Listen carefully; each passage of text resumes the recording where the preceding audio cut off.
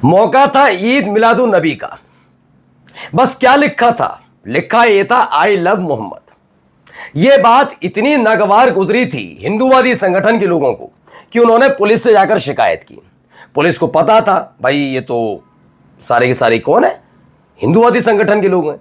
तो भाई साहब कार्रवाई हो गई है। जी हां, ये जो पहले से तय माना जा रहा था वो हो गई। वो बात अलग है कि अगर गणेश विसर्जन के दौरान गंदगी उगलने वाले, उस ईद मिलादुन नबी के दौरान गंदगी उगलने वाले, उनके लिए पुलिस सक्रिय नजर नहीं आई।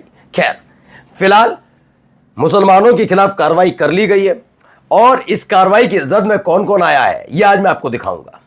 आज आपको यह भी दिखाऊंगा कि शराफत की चादर ओढ़कर जो अपने लल्ला को घूंट पिलाना चाह रहे थे मौज का, वो पकड़े गए। पूरा देश न केवल खड़ा हुआ है बल्कि आज टकटकी लगाकर न केवल सरकार बल्कि सरकार के कारिंदों को देख रहा है कि तुम दिन भर दूसरों को देशद्रोही और राष्ट्रद्रोही का सर्टिफिकेट बांटते थे, धिक्कार है तुम पर। जी हां, ये मैं नहीं कहूंगा, आज आपको चैनल में दिखाऊंगा कितने लोगों ने वो बात कही है जो कहने की औकात और हैसियत इस देश के मीडिया और बड़े बड़े एंकर्स में नहीं है। जिन चीजों को देखकर लोग समझ गए कि 2 महीने पहले तक जो योगी नरेंद्र मोदी साहब के कैबिनेट मिनिस्टर देशद्रोही और गद्दारी का सर्टिफिकेट बांट रहे थे दूसरों को, आज उसी मसले पे कहते हैं तो मजबूरी है। तमाम चीजें दिखाता हूं आपको। नमस्कार, मैं हूं प्रज्वल गौतम और आप देख रहे हैं the live TV. The live TV, सच सबसे आगे। तो शुरुआत इस खबर के साथ कर रहे हैं। ये वो तस्वीर थी, आई लव मोहम्मद। मैंने पहले भी कहा था और आज भी कह रहा हूं, फिर मैं बता दूं, अपने नाम का परिचय पूरा दे दूं। मेरा नाम प्रज्वल गौतम है।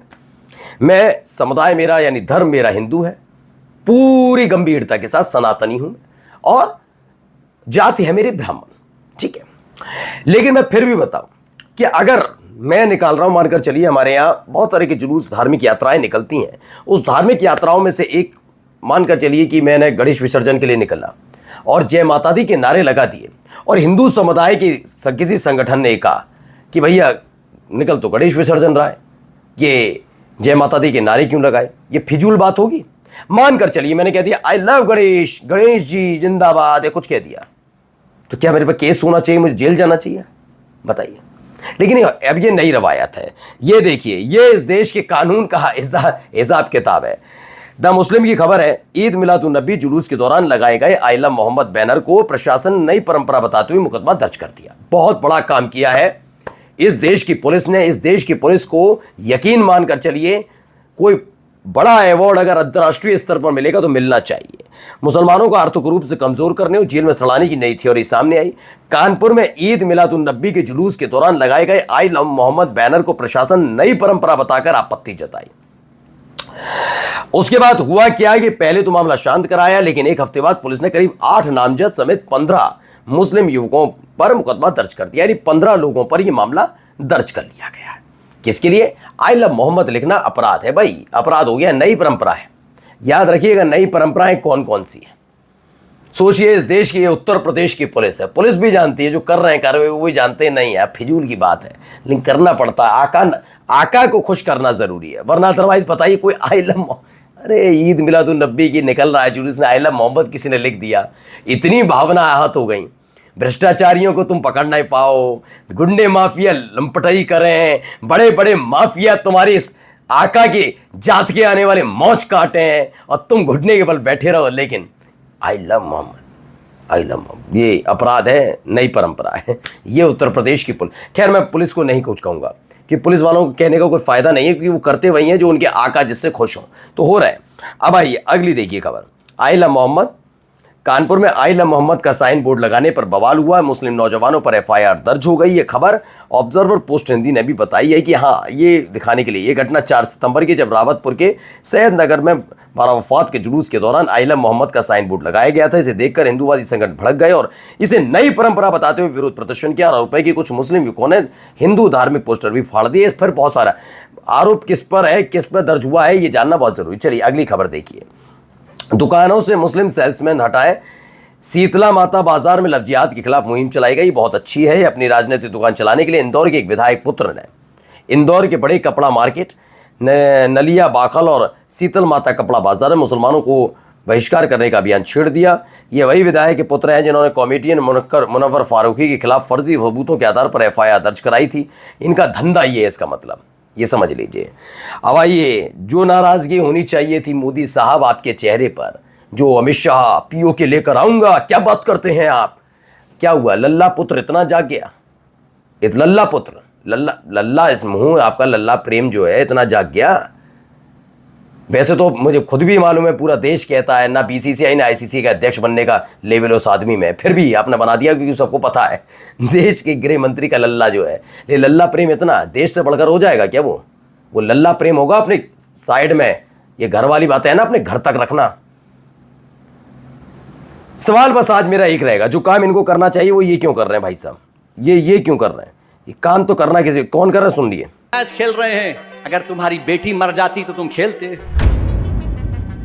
देशभक्ति की बात करने वालों, चुल्लू भर पानी में डूब मरो। बड़ा बड़ा भाषण देते हैं, ज्ञान देते हैं, देशभक्ति देशभक्ति। क्रिकेट मैच का मामला आया तो तुम रन आउट हो गए। हम पूछना चाह रहे आरएसएस से, बीजेपी से, 26 भारत के नागरिकों की जान की कीमत क्या है, बताओ हमको। अब मैं ओवैसी साहब को एक जवाब दे दूं। इस देश के गृह मंत्री के लल्ला की इज्जत से बढ़कर है 26 लोगों की जान। वो तय करेगा ना, वो वहां बैठा हुआ है अपने बाप की बदौलत। अच्छा क्लियर बताइए, उसका लेवल क्या, वो है क्या, कौन जानता उसको? आईसीसी का अध्यक्ष की औकात और हैसियत क्या?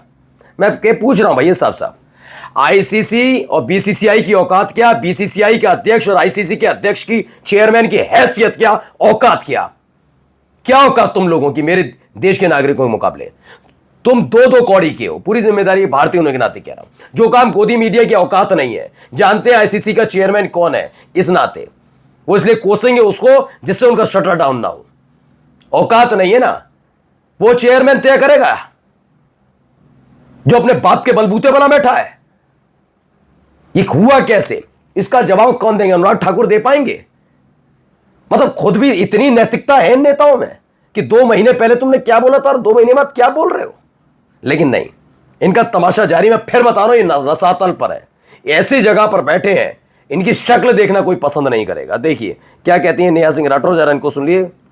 ऑपरेशन सिंदूर में जान गंवाने वाले शहीदों का इससे बड़ा अपमान क्या होगा कि उनकी शहादत के बाद ही देश में भारत और पाकिस्तान के बीच क्रिकेट मैच का आयोजन हो रहा है। क्या पहलगाम हमले में जान गंवाने वाले देशवासियों की जान की कोई कीमत नहीं है? कोई कीमत होती, तमाशा तो ऑपरेशन सिंदूर के बाद घर घर सिंदूर योजना शुरू नहीं करते, अभियान शुरू नहीं करते। वो बात अलग है जब महिलाओं ने, इस देश की महिलाओं ने इन कमल छापियों को लताड़ा तो अकल ठिकाने आ गई। उन्होंने कहा हमने तो कुछ किया ही नहीं, हमने तो कुछ चाहते ही नहीं थे। ये इतने तमाशेखोर हैं, ये पकड़े गए हैं, ये निकम्मे किस्म के लोग पकड़े गए हैं। आज मैं दिखाता हूं, और देखिए यहां क्या क्या चल रहा है, यहां पर भी देखते चलिए, बहुत जबरदस्त रही है।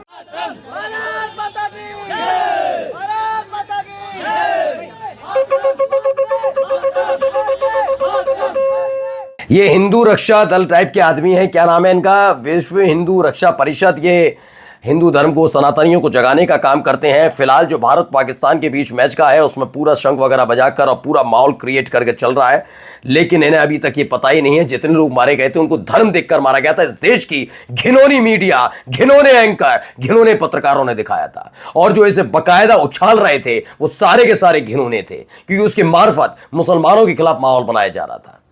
तब अच्छा लग रहा था एक सत्ताधारी पार्टियों के नेताओं को, पार्टी को, ओहो हो क्या मजा आ गया, यही तो होना था। लेकिन जब डंडा लेकर लताड़े गए इस पूरे खेल पर, उसके बाद आई चाय हो गई थी। अब क्या है, यहां एक तमाशा चल रहा है, इस पर जवाब कौन देगा? चलिए अगली खबर देखिए, यहां क्या कह रहे हैं भाई साहब, जरा सुनिए। देखिए अभी तो इसके बारे में बोलने से कुछ फर्क तो पड़ने वाला नहीं है, क्योंकि हमारी सरकार ने तो तय किया है कि मैचेस होने चाहिए। मल्टी कंट्री अगर हो गई तो पाकिस्तान के खिलाफ भारतीय टीम खेलेगी, बायलैटरल में नहीं खेलेगी। ये तो निर्णय ले लिया हमारी सरकार ने। तो सुन लिया, हमारे देश की सरकार ने, नरेंद्र मोदी ने, अमित शाह वाली सरकार ने मिलकर लिया है। अमित शाह के बेटे आईसीसी के चेयरमैन हैं, समझ लीजिए खेल ले लिया है फैसला।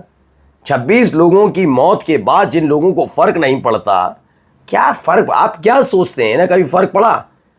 इसीलिए आज इनके खिलाफ इतना गुस्सा है लोगों में, और बिल्कुल पूरी डंके की चोट पर कहता हूं, इस देश के गृह मंत्री, इस देश के प्रधानमंत्री के खिलाफ बोलने का हक सबको है, क्योंकि वो राजा नहीं है। हां, राजा बनने के लिए उत्सुक जरूर है, राजा बनने के लिए उत्सुक है कि उन्होंने कह दिया हां तो हां, ना तो ना। फिलहाल इनके इस चेहरे पर पड़ा हुआ शराफत की नकाब एक एक करके उतर रहा है मोदी सरकार के चेहरे से। देखिए, भारत पाक मैच आया तो मैं टीवी पर पत्थर मार दूंगी। कांग्रेस नेता शमा मोहम्मद ने भारत पाकिस्तान मैच पर कहा, चल कम से कम ऐसा बोलने वाले कांग्रेस नेता तो हैं, बीजेपी के नेता तो राष्ट्रभक्त हैं, राष्ट्रभक्ति है इनकी कि लल्ला की असमत लगी हुई है दाव पर। चलिए, ये कम से कम ये ना भूलते। खैर, मैं क्या बीजेपी के नेताओं को याद दिलाऊं जिन्हें महिलाओं के सम्मान नहीं, किसी का सम्मान। ये देखिए, ये रोते हुए तस्वीरें थीं, ये पूरा देश रोया था। तब भी ना वोटों की चिंता थी कि इसी के बहाने तो वोट चाहना है। बिल्कुल क्लियर है, ये पूरा देश समझ चुका है साहब। अब तुम्हारी उल्टी गिनती तो पहले ही शुरू हो चुकी थी, ये तो अगला पड़ाव है, अब इस अगले पड़ाव में आइएगा। बड़ी चिंता हो रही थी ना नरेंद्र मोदी को, बड़े भावुक इस कंठ से, और वो अमित शाह, जेपी नड्डा मां को गाली दी। 26 लोगों की मौत से बढ़कर कोई नहीं हो सकता। नरेंद्र मोदी साहब की मां का जो इंतकाल है ना, निधन जो हुआ, वो बड़े शालीनता के साथ उम्र के पड़ाव पर हुआ। 26 लोगों की मौत पर मौज काटने वाले निकम्मे, इससे बढ़कर क्या कहा जाए? कितना बंद होगा इनके नाम पर? हो पाएगा?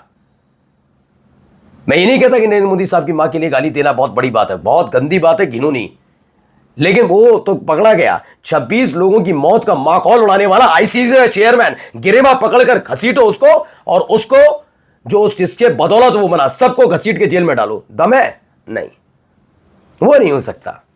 लेकिन टाइम आएगा भाई, इन सब के लिए कार्रवाई होगी। देश के साथ बहुत मजे कर लिए सबने, ये भावनाओं के आधार पर इसको भूल गए, इस चेहरे को, इस आवाज को भूल गए। सुनिए।